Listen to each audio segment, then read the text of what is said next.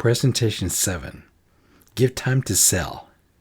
When someone is talking good about you or your idea, you want to let them talk.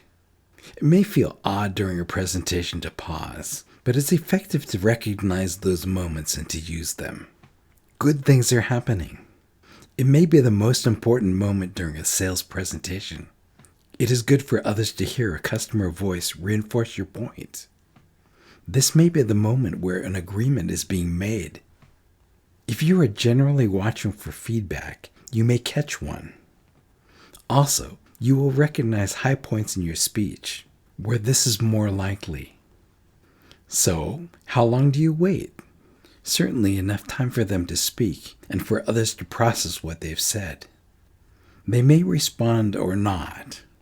You may transition from this moment and continue your speech. Or you may decide that the discussion is important enough that you let it continue. To try this out, watch for when this happens during your speech or during the speech of another. Then think of what worked well and what to try next time.